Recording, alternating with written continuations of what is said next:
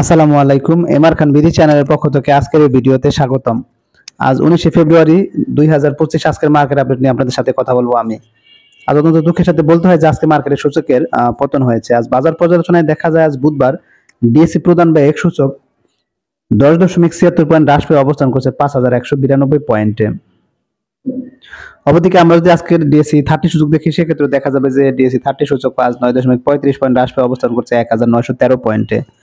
আমরা যদি ডিএসসি সরিয়া সূচক দেখি সেক্ষেত্রে দেখা যাবে যে ডিএসসি সরিয়া সূচক আজ 2.30 পয়েন্ট হ্রাস পেয়ে অবস্থান করছে 1157 পয়েন্টে। আজ ডিএসসিতে 427 কোটি 13 লাখ টাকার শেয়ার ইউনিট লেনদেন হয়েছে, যা আগের কর্মদিবসের লেনদেন ছিল 599 কোটি 37 লাখ টাকা। আজ ডিএসসিতে লেনদেন হওয়া 358টি প্রতিষ্ঠানের শেয়ার ইউনিট লেনদেন হয়েছে। এর মধ্যে দাম বেড়েছে 103টির, দাম কমেছে 228টির এবং দাম অপরিবর্তিত ছিল 67টি কোম্পানির। তো যাই হোক, আজকেও তিনটি সূচকে মূলত সূচকের পতন হয়েছে। অপরদিকে লেনদেনের পরিমাণও কিছুটা কমেছে, যেটা খুবই দুঃখ এবং হতাশাজনক। তবে আগামীকাল হয়তো মার্কেট কিছুটা হলে ঘুরে দাঁড়াতে পারে বলে আমার মনে হয়, যদিও সেটা আজকে অ্যাজিউম করা হয়েছিল, কিন্তু আজকে মার্কেট সূচকের পতন হয়েছে। হয়তো আগামীকালকে মার্কেট কিছুটা হলে ঘুরে দাঁড়াতে পারে। তো এখন যদি আমরা আজকে মার্কেট ইন্ডেক্স মোবাইল দেখি সেক্ষেত্রে দেখা যাবে যে মার্কেট প্লাস বা সুযোগবিতে যাদের অবদান রয়েছে তারা কারা? তারা হলো square Pharma, Al Arafah Islami bank, Khan brothers, Arif industries, BSRM limited, EPGL, Shahjalal Islami bank, Summit power, Jamuna bank এবং ফার কেমিক্যাল। তো সেক্ষেত্রে দেখা যাচ্ছে স্কয়ার ফার্মা একাই 2 পয়েন্টের মতো, অপরদিকে আল আরাফা ইসলামী ব্যাংক 1 পয়েন্টের মতো এবং বাকি সবাই 1 পয়েন্টের কম সূচকের বৃদ্ধি ঘটিয়েছে। তো সেক্ষেত্রে স্কয়ার ফার্মা 214 টাকা 90 পয়সা থেকে 216 টাকা, আল আরাফা ইসলামী ব্যাংক 19 টাকা থেকে 19 টাকা 50 পয়সা, খান ব্রাদার্স 161 টাকা থেকে 164 টাকা 80 পয়সা, আলিফ ইন্ডাস্ট্রিজ 78 টাকা থেকে 81 টাকা 80 পয়সা, বিএসআরএম লিমিটেড 78 টাকা 20 পয়সা থেকে 79 টাকা, ইপিজিএল 20 টাকা 90 পয়সা থেকে 22 টাকা 30 পয়সা, শাহজালাল ইসলামী ব্যাংক 18 টাকা 40 পয়সা থেকে 18 টাকা 60 পয়সা, সামিট পাওয়ার 16 টাকা 30 পয়সা থেকে 16 টাকা 60 পয়সা, যমুনা ব্যাংক 19 টাকা 20 পয়সা থেকে 19 টাকা 40 পয়সা এবং ফার কেমিক্যাল 23 টাকা 30 পয়সা থেকে 24 টাকা 20 পয়সা লেনদেন হয়েছে। অপরদিকে আমরা যদি আজকের মার্কেট ড্রাইভার্স বা সূচক রাশি যাদের অবদান ছিল তাদের দেখি, তাদের মধ্যে রয়েছে ইসলামী ব্যাংক, ব্র্যাক ব্যাংক, ব্যাডবিসি, বেক্স pharma, Midland bank, Beacon pharma, NBL, Walton, Olympic এবং রবি। তো সেক্ষেত্রে দেখা যাচ্ছে ইসলামী ব্যাংক একাই 3 পয়েন্টের মতো, অপরদিকে ব্র্যাক ব্যাংক 2 পয়েন্টের মতো, ব্যাডবিসি, বেক্স pharma, Midland bank, Beacon pharma 1 পয়েন্টের মতো, এনবিএল 1 পয়েন্টের মতো এবং বাকি সব 1 পয়েন্টের রকম সূচকের পতন ঘটিয়েছে। সেক্ষেত্রে ইসলামী ব্যাংক 44 টাকা 20 পয়সা থেকে 43 টাকা 60 পয়সা, ব্র্যাক ব্যাংক 53 টাকা 20 পয়সা থেকে 52 টাকা 60 পয়সা, ব্যাডবিসি 344 টাকা 70 পয়সা থেকে 341 টাকা 30 পয়সা, বেক্স ফার্মা 78 টাকা থেকে 76 টাকা 60 পয়সা, মিডল্যান্ড ব্যাংক 27 টাকা 60 পয়সা থেকে 25 টাকা 10 পয়সা, বিকন ফার্মা 126 টাকা 30 পয়সা থেকে 124 টাকা 20 পয়সা, এনবিএল 4 টাকা 70 পয়সা থেকে 4 টাকা 60 পয়সা, ওয়ালটন 482 টাকা থেকে 479 টাকা 40 পয়সা, অলিম্পিক 151 টাকা 80 পয়সা থেকে 150 টাকা 30 পয়সা এবং রবি 29 টাকা 30 পয়সা থেকে 29 টাকায় লেনদেন হয়েছে।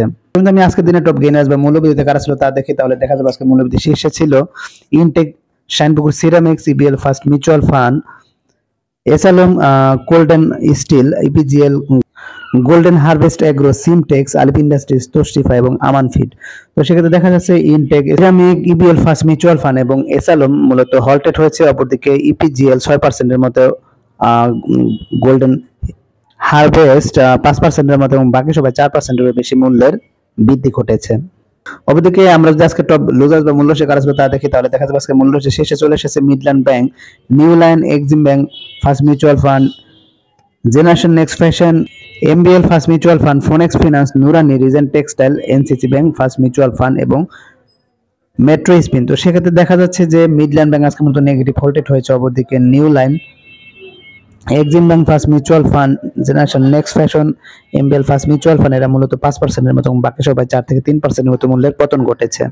এবং আমি আজকে দিনের লেনদেনের শীর্ষে কারা ছিল তা দেখি, তাহলে দেখা যাবে আজকে লেনদেনের শীর্ষে ছিল Midland bank, Lovello, Orion fusion, GP, Robi, ব্যাডবিসি, Agni system, Sun Life insurance, NRB bank এবং মেঘনা পেট্রোলিয়াম। তো সেক্ষেত্রে দেখা যাচ্ছে যে মিডল্যান্ড ব্যাংক আজকে মূলত 22 কোটি টাকার মতো লেনদেন হয়েছে। অপরদিকে লাভেলো 14 কোটি টাকার মতো, ওরিয়ন ফিউশন 12 কোটি টাকার মতো, জিপি 12 কোটি টাকার মতো, রবি 10 কোটি টাকার মতো, ব্যাডবিসি, অগ্নি সিস্টেম 9 কোটি টাকার মতো, সান লাইফ ইন্স্যুরেন্স 8 কোটি টাকার মতো, এনআরবি ব্যাংক 7 কোটি এবং মেঘনা পেট্রোলিয়াম 6 কোটি টাকার মতো লেনদেন হয়েছে। অবধি আজকের দিনে ভলিউমের শীর্ষে কারা ছিল যদি দেখি, সেক্ষেত্রে দেখা যাবে মিডল্যান্ড ব্যাংক আজকে ভলিউমের শীর্ষে চলে এসেছে, প্রায় 90,72,000 শেয়ারের মতো লেনদেন হয়েছে। এরপরে রয়েছে এনআরবি ব্যাংক, তাদের মূলত 52 লাখের মতো শেয়ারের লেনদেন হয়েছে। এরপরে শাইনপুকুর সিরামিক্স, তাদের 44 লাখের মতো শেয়ারের লেনদেন হয়েছে এবং বাকি সবাই দেখা যাচ্ছে 34 লাখ থেকে 24 লাখের মতো শেয়ার লেনদেন হয়েছে, এর মধ্যে ছিল Robi Agni system, generation next fashion, Simtex, new line, টোস্টেপ এবং ওয়েস্টার্ন মেরিন শিপইয়ার্ড। এখন যদি আমি আজকের দিনের সেক্টর বেস লেনদেন দেখি, তো সেক্ষেত্রে দেখা যাচ্ছে আজকে অধিকাংশ সেক্টর খারাপ করেছে, সামান্য কিছু সেক্টর ভালো করেছে। এর মধ্যে রয়েছে miscellaneous, ceramic sector, insurance, paper and printing, textile sector. অপরদিকে খারাপের ভেতর দেখা যাচ্ছে যে সব সেক্টরে টুকটাক খারাপ করেছে, তবে ট্রেড ইন্ডাস্ট্রিজ একটু বেশি খারাপ করেছে, মিউচুয়াল ফান্ডও বেশি খারাপ করেছে এবং ট্রাভেল অ্যান্ড লেজারও বেশি খারাপ করেছে, বাকিরা মোটামুটি খারাপ করেছে। তো এখন আমি চলে যাবো আজকের দিনে গুরুত্বপূর্ণ কিছু নিউজে। মুনাফা তোলার চাপে উত্থানের বাজারে ছন্দ পতন।